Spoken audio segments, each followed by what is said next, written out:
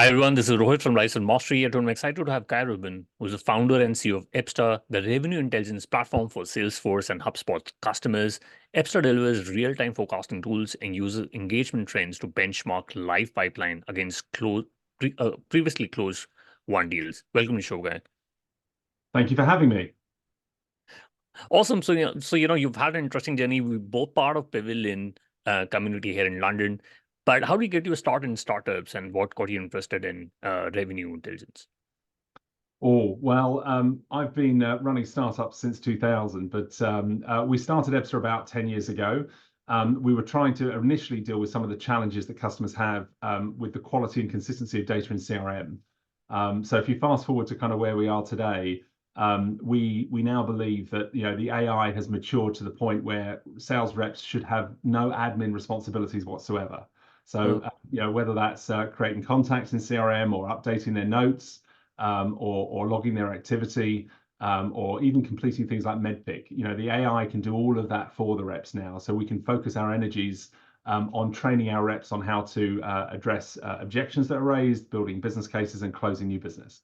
Interesting. And, I've used platforms like HubSpot and Salesforce.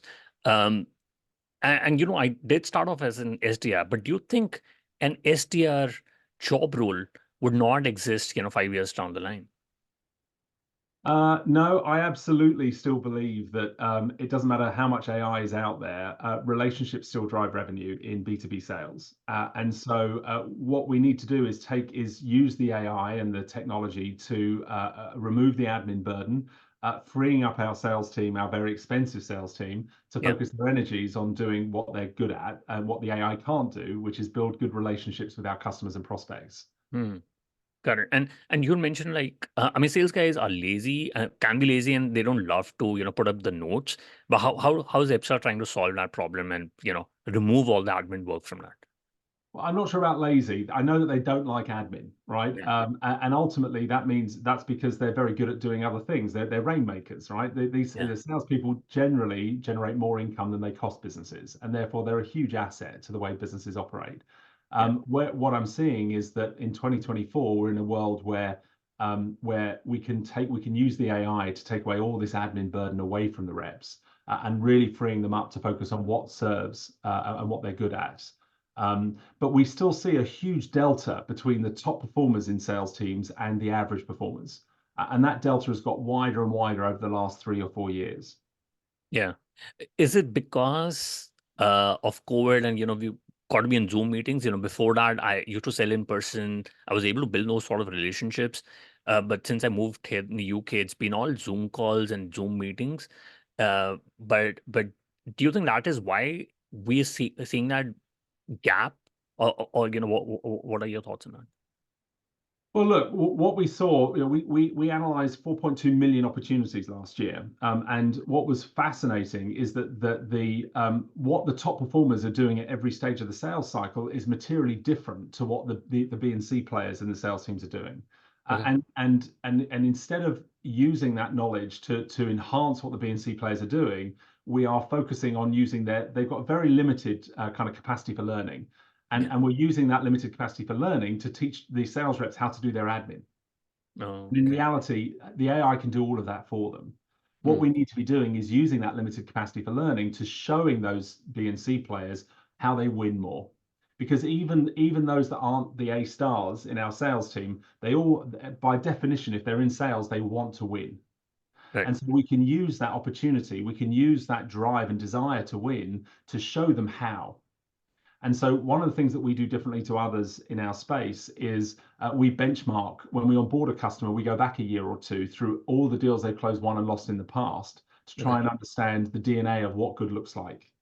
And that information isn't always in the CRM. Sometimes we have to go to things like the call records, the email traffic, the calendar events, and we go back and recreate the activity that took place in deals that have closed, won, and lost in the past, even if that activity was never recorded in CRM.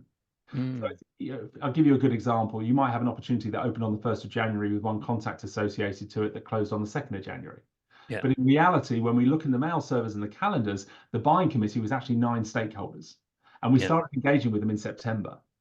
And by understanding which personas we were engaging with at every stage of that sales cycle and how much momentum or engagement we needed with each of those stakeholders, suddenly you start to build a picture. And Mm, if you do that for hundreds of opportunities over the last year or two, suddenly you start to see what good looks like. And right. you can show the B and C players, look, when we have three stakeholders involved in the sales process, we win, 1 in 10 deals. But when we have 5 or 6 stakeholders, maybe we win 1 in 3 or 4 deals. Or Mm, maybe when a VP of operations is our champion, we're twice as likely to win the deal. Or right. if our CMO is the champion, we're 3 times more likely to win the deal. So by understanding the past of what actually took place, not just the data that happened to make it into CRM, but all of the activity, we're able to benchmark what happened in the past and use it to prompt the B and C players as to what they should be doing next on every deal that's currently in flight. Mm. Interesting. And you made a point about 69% of the reps are missing out, and AI would fill in the gap. Are you referring to the admin part, or are you referring to opportunities being created here? So 4 out of 5 reps missed quota last year. Yeah. Okay. And that quota attainment did get slightly better at the end of last year, but only because people reduced the quota, not because people were actually doing better numbers. Okay. And the scary point is not just that it was that at the end of last year, we were seeing win rates had dropped by 18%, sales cycles had increased by 16%, and deal values had dropped by 20%. So and add to all of that, we saw more top of the funnel activity than ever before. Boom. So suddenly we're now busy with all of this top of the funnel that actually isn't leading to better opportunities because nearly half of all deals are slipping past their anticipated close dates. And Mm. when deals start to slip, we know that the win rates start to drop to the Yeah. point where if a deal slips by more than 50% of the average sales cycle, your win rate drops by 90%. Mm. So time has a big impact on win rates. And understanding that means that the sales team are in a better position to be brave and close lost opportunities sooner. So, for example, the top performers will close 30% of their opportunities at the discovery stage as lost. Mm. Now, if you don't understand that they're the top performers, the sales manager might be beating them up saying you need more pipeline. But Yeah. actually, they've been really good at closing things off as lost quicker, which frees them up to do more discovery with customers that actually are in market to buy your product. Mm. Got it. And somebody starts a sales rep starts a job in 2024. How do you measure the success in 30 to 60 days? Well, I think there's definitely an onboarding period. Okay. Yeah. And again, there's only so much capacity they've got for learning. So the more admin you're giving your reps, the more they're distracted on stuff on busy work that just doesn't matter. What we need to do is give them an environment that works for them. So Yeah. if you think about why do reps love spending time in LinkedIn? Okay. But in general, don't like spending time in the CRM. Yeah. The answer is that LinkedIn represents a knowledge base they can leech off of. Yeah. Okay. Well, the truth is that if you get your CRM right, it doesn't need to be this admin burden. The Yeah. AI can do all the admin for us, right? Every Right. time we make a call or send an email or book a meeting, it can all get logged automatically in the system of record. Every time we engage with a net new contact or someone attends a meeting that we didn't know about before, they can be added as a contact to the CRM automatically. You can score how strong the relationship is. You can understand all their latest contact details automatically. You can log the activity. You can even use AI now to take a call recording like this meeting here Yeah. and pre-populate Salesforce with all the objections that were raised on the call, Mm. or maybe you're using Medic or MEDPIC as your qualification methodology. The AI can pre-populate that and score how well you've qualified the customer. So you Right. end up with a kind of the rep ends up with a green flag or a red flag as to how well they've qualified the customer. And if they've qualified them well enough to lead discovery, they get a green flag. So Mm. all of this can be done for the reps, and therefore they're no longer responsible for the admin. And suddenly Salesforce becomes this knowledge base full of information about their customers and prospects that they can lean into. Right. And suddenly they want to spend more time in that environment rather than less. Got it. And in your view, what's been the biggest mistake startups and sales leaders make when they're scaling into enterprise? Because you want to move from SMB to mid market to enterprise. Any learnings that you have had? Oh, lots and lots. I think First of all, don't be scared to move up market, right? We can all be very busy. Frankly, from our experience, selling to a very small company is not dissimilar to selling to a medium-sized company, but the revenue you can generate from a medium-sized company is a whole lot more. Sure. And more often than not, the customer at a medium-sized business, they've got internal resources that can support your implementation or and give you the best possible chance of having a positive outcome with the customer. So try and be clear about which customers are going to give you the right experience. A sales process or a buying process has two sides to it, and it's got to serve you and the customer. Some Right. of the early mistakes we made was chasing revenue that wasn't ideal, and then suddenly you've got this debt hanging around your neck of customers that aren't quite buying the product that you originally wanted to sell, or perhaps it's a slightly different model, and suddenly you've now got to support something that's not kind of true to what you're there for.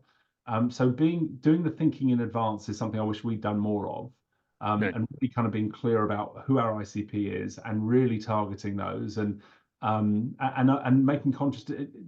Ideally, you've got enough money where you don't have to take every deal that comes through the door. Mm. Got it. And how important are logos? Does social validity really works in enterprises? Yeah, I think so. Look, unfortunately, we work in a space. We've got about 400 customers using Ebsta, but we're competing with some very, very, very big players. Now, we like to think there's some big differentiators, and we do things differently. And I talked a little bit about how we fix the dirty data in Salesforce for our customers, and then we do the benchmarking in a way that no one else does. Frankly, forecasting tools and pipeline insights are all, are almost commoditized. Nice, pretty front ends and dashboards are relatively easy to create. But actually, if the underlying data that those dashboards are leaning on are inconsistent or out of date or relying on humans manually recording the data, then the dashboards aren't really worth anything. So you need to go a lot deeper. And so we've got an approach that means we can double the number of reps hitting quota within 3 months just by Okay. helping the business understand what good looks like and showing the sales team, when you've got 3 stakeholders involved in the sales process, we win at 15% of the deals. But when we've got 6 stakeholders involved in the sales process, we win 40% of the deals. Or when this particular persona is our champion, we win twice as much. And just by understanding that information, the reps are much more likely to follow that journey because even the B and C players, they all want to win. Yeah. Yeah. Interesting. And how should sales teams use discounting in enterprise sales more effectively, or do you think discounting really works? Well, it's an interesting question. I think we're in a very interesting place at the moment. I think right now, if someone's willing to write you a check, bite the hand off. Okay.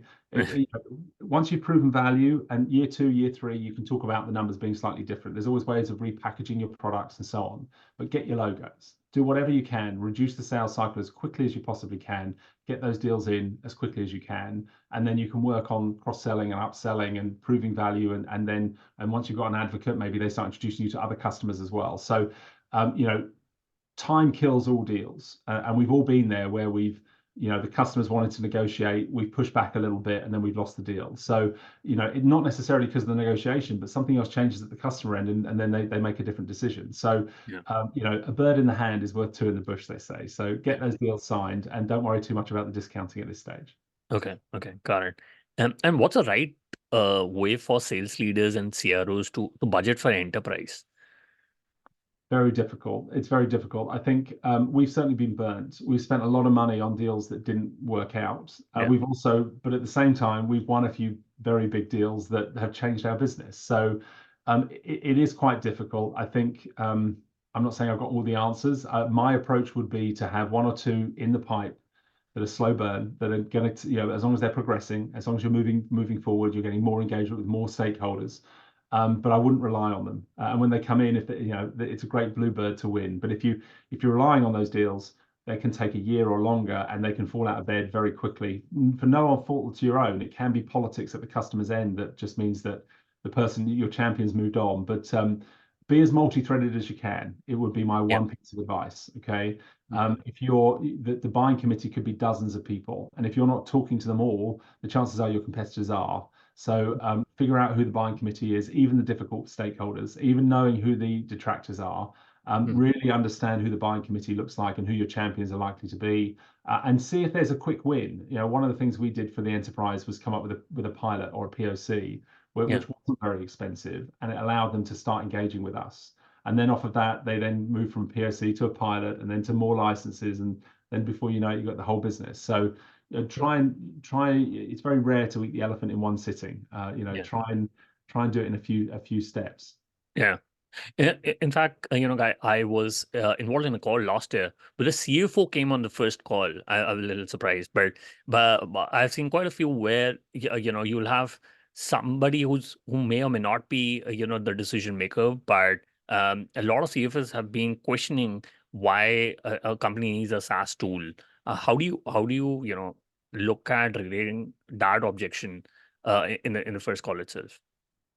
Well, look, first of all, if you can get the CFO engaged as early as possible in the sales process, it's only a good thing. Okay. And this idea that the CFO is some sort of ogre that we have to avoid is not the truth, right? They want the same return on investment as everybody else, if not more. Mm. And so what really matters is stop talking about your features, stop showing product. It doesn't matter. Okay. What matters is what's the ROI. Okay. Inevitably, your customer has got 7 other projects that they're working on that they may perceive as higher priority than yours, and you're better off understanding what those projects are. And ultimately, you want to come across as an expert advisor to the customer. Okay. And so an expert advisor and the customer should be able to reach a consensus as to whether the project to work on what you sell is more of a higher priority than the other things that they're working on. Okay. And it's okay to say, look, I don't know if this is the right thing for you to be working on right now. I don't know if this is going to give you the highest ROI. Let me understand everything else you're working on. What are the other competing projects for here? Right. And really getting under the skin of that, you should be able to go, look, I'm only one person. Yeah. We've got an amazing solution that transforms the way businesses do X. Okay, but I can only do so much. I can only spend so much time with so many customers. And and with all respect, if you're not in the right place for what we're doing, then I don't want to waste your time or mine, and I'll go and spend some time everywhere else. So why don't you and I spend the next half an hour talking about the other projects you've got on, really trying to get under the skin of what is the ROI of the solution that we're going to deliver you really in this short amount of time, and how much investment, how much distraction is it going to become? Okay, Right. and then between us, we can decide together whether this is a higher priority than everything else on your list, or whether it's something we should revisit again in 6 months' time. Mm. Interesting. And I want to talk about outbound. What is it that you find that startups are doing outbound wrong, and what should they change? Once again, I'm a data geek, Yeah. as you'll see from what we do. I'm also I'm also a student of the art of sales. Yeah. Okay. And so I'll always take a sales call. I'm always keen to hear what people are, how people are pitching. But when someone picks up the phone to me and tells me it's a sales call and, can I take 27 seconds and, it's like, right, I've now been on the call a minute and you haven't told me what you do, right? So I'm kind of bored already. So my recommendation on all of this is connect to people on a human level. Okay. Yeah. If you're selling to a CRO and you're a junior sales resource, the person you're speaking to is an oracle to you. They've got a huge amount of knowledge and experience in your market. Okay, you're just starting up in sales. This person's been in sales for 20 years. Okay, Sure. so look, I've only just started in this role. I understand you've got huge amounts of experience here. Would you mind if I give you a quick pitch and you can tell me, whether it's right or wrong? You can tell me if it's something, if it's interesting, and then I'd welcome your feedback, right? Mm. Help me learn, right? Maybe I'm not going to sell to you, but maybe you can give me some pointers on how I'm pitching. Now Mm. all of a sudden we connected on a human level, Yeah. right? Rather than if someone at the other end of the phone is just reading off a script to me, take me off your database. I'm not interested, right? Yeah. Yeah. But if someone asks me a favor, would you mind? You're this great guy. I want to know everything. I'd love to get your feedback on what I'm doing. It's only a 30-second pitch. Would you mind? And almost I go, well, actually, I'd have started it this way or go that way. By the way, actually, it sounds quite interesting. I'll take a meeting. Yeah. Fantastic, right? Right. But Right. do relationships drive revenue in B2B sales? Yeah. Yeah. Say it again. Relationships drive Try. revenue in Mm. B2B sales. Yeah. Okay. Yeah. So build those relationships. Okay. Right. The deals will come. And the Right. way you build relationships with customers is not talking about the football team that they support. It's not being a really lovely person. Okay. Yeah. You have to add value. And if you're Right. selling whatever you're selling, you're a guru at your thing. Okay. True. And if the customer has a problem with that one thing, the chances are they've not done very much thinking about it. And Hmm. if you're that expert advisor, if they lean into you, the data that we've analyzed, remember, we've just analyzed 4.2 million opportunities. Okay. Right. We've also analyzed over 1 million hours of sales calls. All Right. right. And when we looked at the data, there's a huge delta between what the top performers are doing and everybody else. Yeah. And what we find is that the top performers are presenting, are able to talk to the customer as this expert advisor in this field. Hmm. Okay, here's the things you need to know. Now, if you get on the call with me, and at the end of that call, I understand I've got knowledge and insights that I didn't have before, then when you Right. ask me for a second call, I'm going to take it. If we jump on a call and you try and sell at me and show me how the buttons work, when you ask for a second call, I'm going to best case, I'm going to pass it on to one of my team to have a look at. Hmm. Okay. Right. It's not that the being so one of the things that we do differently to everybody else is that we score engagement or score relationship strength. Okay. Right. And it's not that the B and C players don't want to build stronger relationships. It's simply that the customer isn't interested in engaging with them. Oh, Hmm. it's another bloody sales call with that chat from that company, right? Yeah. I'm not interested in being sold at again. Okay. True. Yeah. But oh my goodness, Jane is calling me from that company. Last time I spoke to Jane, she educated me on all of these things around HR tech, Yeah. or about how the legal stuff works around recruitment, or how whatever the thing is. Okay. She Hmm. added huge amounts of value. I had 20 minutes with her and my thinking just progressed like 6 months ahead. Right. I'm going to take another call with Jane, or actually, I've been thinking about this thing. I probably need to fix this now. Who was that guru I spoke to? She was amazing, right? Hmm. That's what you want to become. Be that expert advisor, build that relationship. And that's what salespeople are experts at. And True. frankly, your website, your videos, AI can do all of the button pushing and showing how features work. What Right. AI can't do is build relationships with your target personas. That's what you're employing salespeople to do. So Hmm.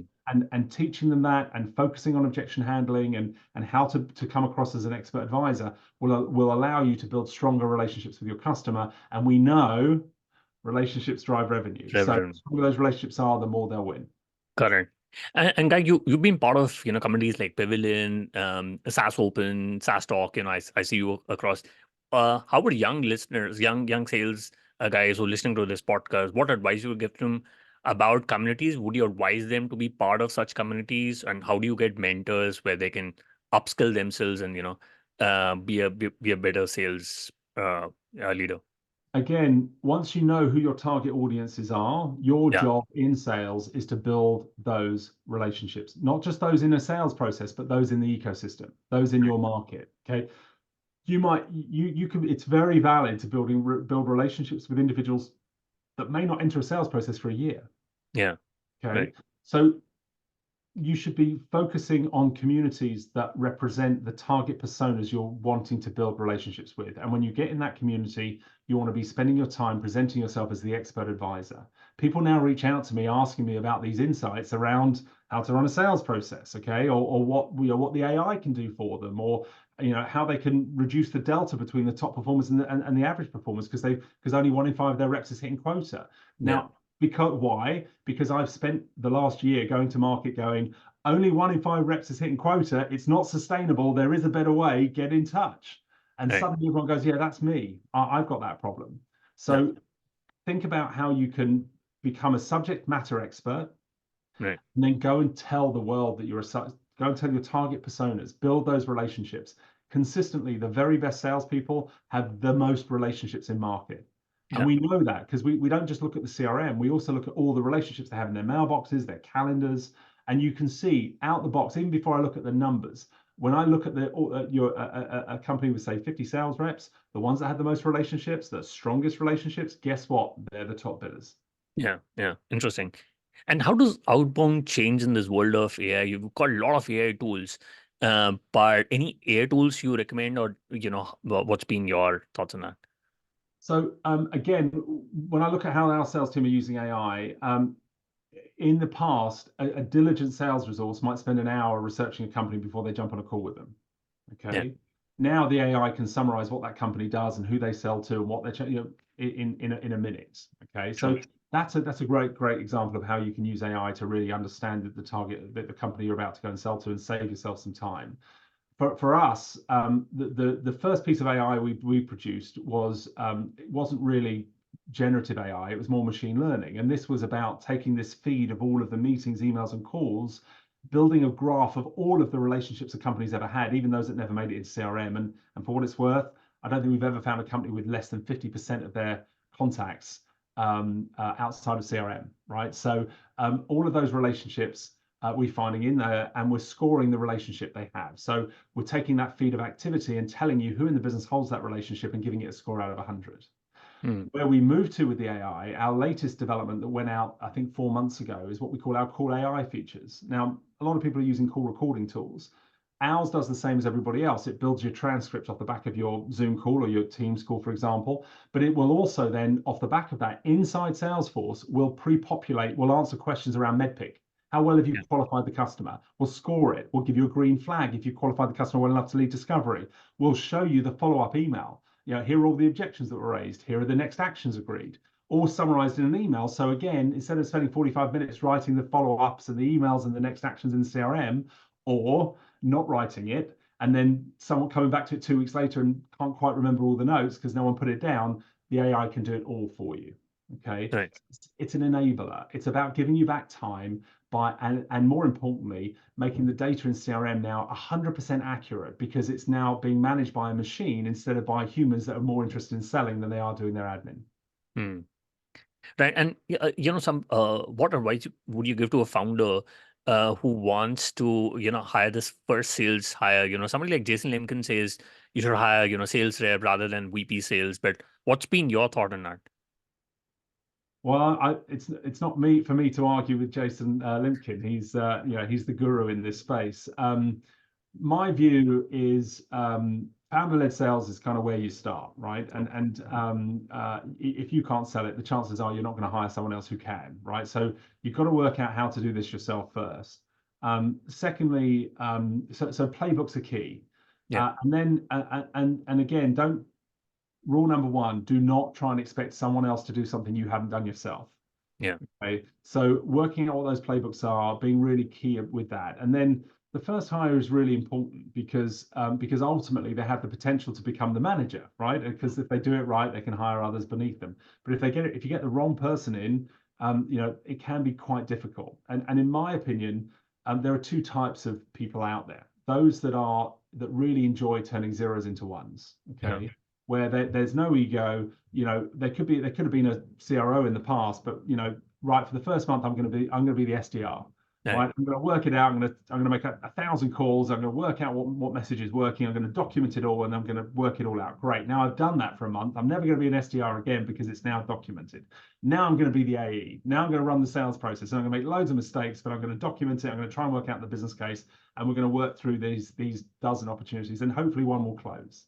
Right. Now we've closed a deal, I might even now become the CS resource, right? I might now actually do the onboarding for the customer and work out how to actually do all of that. Now, somebody without an ego will go through that exercise, happy to pick up the phone, happy to go through that exercise and enjoy the fact that they're turning a zero into a one. Right. Okay. And the people that love turning those zeros into a one, they get bored repeating that process over and over and over again. Okay. But those that are really good at repeating a process they've been given, here is the playbook. This is what's expected of you. This is what you say at this stage to this persona. This is the follow-up and so on. Those people love that stuff because they're in their comfort zone. They know what's expected of them. But you ask them Right. to turn a zero into a one, they're going to be very scared, right? And they're going to be very uncomfortable, and you're not going to achieve it. So it's not that the individuals that you're talking to may not be right, are not good enough at their job. It's just that they may not be the right persona for you right now. So Mm. make sure you know that the people you're bringing in are comfortable with being uncomfortable. They like turning zeros into ones, Yeah. because those are the guys that are going to help you to define the platform and get your playbooks worked out. Right. And then what you want are people that are really good at repeating, rinse and repeat, rinse and repeat. Mm. So make sure you get the right ones would be my first piece of advice.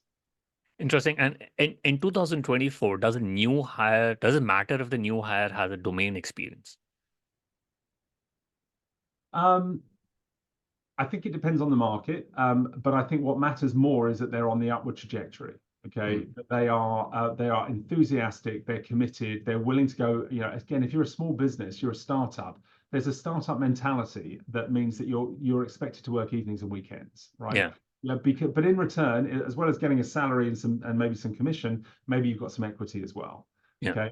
But it's not you don't it's not a given right to the equity. Okay. Right. You get paid a salary to work 9 till 6. You get Yeah. bonuses for closing deals. You Yeah. get equity for going the extra mile, for Right. turning that zero into a one, for picking up that thing in CS. You're in sales, but there was a problem in CS, but you picked it up, right? Why? Mm. Because you're in a startup, because you Yeah. decided you want to be in startup world, True. okay, and lean into that. And I think having that mentality and wanting that is really key. And if you don't, that's fine too, right? But just Right. don't join a startup. Yeah. Yeah. Correct. And should somebody, especially in the first 10 or 20 employees, should the founder hire from their own network of or from recruiters? Because I've been on both sides of the startups where the founder built the first 10 employees from recruiters and from job boards.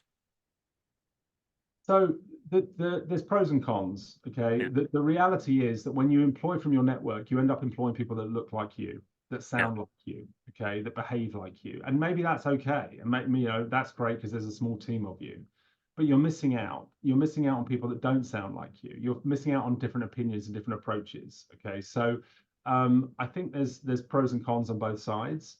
Um, uh, it just depends where you are as well. Have you got are you a professional manager? Just because you're a founder, it doesn't mean you're very good at managing people, right? So Yeah. maybe you need people that know who you are because you're a bit of a difficult character, or and maybe you just need to get to a certain size before you can start to go more diverse and having people from different backgrounds joining the team. Hmm. Um, I, I don't know. Jury's out. It's fair to say I've had positive and negative responses on both. Okay. Okay. Got it. And something I should have asked at the start. How do you get the name Ipsta? Well, it stands for the ebb and flow of sales data. So we analyze a lot of sales data. So we're interested in all the data across the whole front office, everything in the sales, marketing, sales, and success. The principle behind revenue intelligence is understanding all of the signals that influence revenue. And Right. so our engines are able to connect to mailboxes, calendars, CRM, phone systems, and so on, intent data sources, and there's all sorts of data points that we're interested in. And what we're able to do is look historically at the influence that those signals have had on revenue, and then use those historical benchmarks to then identify risk in the live pipeline. And Hmm. so it's that ebb and flow of sales data that Okay. drives the insights that we deliver, and that's where the name came from. Super interesting. And I quickly want to do the top three. What's your favorite business book? Depends on the day of the week. I would say Crossing the Chasm is probably a good one to think about. Got it. We'll put down show notes. And if you could go back in time and start building Ebsta, what is one thing you would have focused on or done anything differently? I would have done a lot more thinking and planning in advance. We're so busy, we're so quick to try and generate our first dollar of revenue that actually it ended up slowing us down. And I think in hindsight, we could have become a lot more focused and got to where we are now a whole lot quicker if we'd taken an extra few months to do the thinking, do the planning. If 100 things have to be true to achieve an outcome and 99 of them are true, it's so tempting just to keep going. Yeah. Okay. But if one of them isn't true, it isn't true. So you can't blow up a balloon if there's a small hole in it. It doesn't matter how small the hole is, right? Yeah. So really, really sense checking what you're doing and making sure it's you've got a plan that's actually that holds water that makes sense moving forward. Yeah. Would have made we've had a number of pivots in our world, and those Right. pivots were a lot more expensive, took a lot longer to course correct off the back of than we thought. Right. So if anything, I would have done a lot more planning in advance, a lot more thinking in advance before we actually jumped in and got on with the job. Interesting. And what's your favorite online tool? For example, Gmail, Slack, Zoom. Oh, well, I can't say Ebsta, can I? So I suppose I live in Slack. Not particularly exciting answer to your question, I'm afraid. But yeah, I don't think I've got. There's nothing else that kind of jumps out at me. But I spend my life. I've got about a dozen different Slack communities. So Yeah. Slack and Zoom are probably where I live most of my life. Yeah, yeah, no, absolutely. We'll put down the show notes. And, we're part of the Pavilion network, and you recently came up with a B2B sales benchmarks. What's the report all about? We'll put that in show notes. But just wanted to give you, you want to share more about the report there. Sure. So we produced the 2024 B2B benchmark report. We analyzed 4.2 million opportunities. You can download the report for free from Ebsta.com. It's at the top of the front page, I believe. We might include a link. Sure. Lots of interesting insights. In particular, the kind of the most worrying stat was that the last year, the delta between the top performers and the average performers was 6x. Okay. In 2024, it's nearly 9x. Oh, Okay, so for every, but so if a top performer generates $900,000 worth of revenue, the average performer is only generating 100, and no. that means that we're living in a world where the top performers almost can hold the business almost to ransom. They're so good. Okay, so what we've spent a lot of time analyzing in this report is what the top performers are doing at every stage of the sales cycle, and once we understand what they're doing, it makes it a whole lot easier to replicate across the B and C players. Mm, So you know churning the B and C players is not going to help you replace them with A stars. It just doesn't happen. You're never going to get a whole sales team of A stars. But if at least 1 in 5 is hitting quota, that tells you you've got market fit. And if you've got product market fit, then all you need to do is understand that the signals that the top performers are doing and explain to the B and C players what they need to do to replicate that to keep winning. And that's mm. ultimately what our platform delivers. But you can get all of the insights in the B2B benchmark report here. So I'll let you share that link in the comments below. Sure, absolutely. We'll put that in show notes. And Guy, what are the best way people can reach out to you and know more about Ebsta? So obviously, you can kick off a free trial if you use HubSpot or Salesforce at Ebsta.com. We're now also offering free trials of our Cool AI product, and that's the one that can extract things like your MedPIC qualifications. So if you want any of that stuff, check out Ebsta.com. And if you want to engage with me, you can find me on LinkedIn. Again, I'll include a link perhaps below, and if anyone wants to connect, just mention the show, and I'll happily accept the connection. Absolutely. We'll put that in show notes, Guy. Thank you so much for taking your time speaking to us. I really enjoyed my conversation with you. Thank you very much.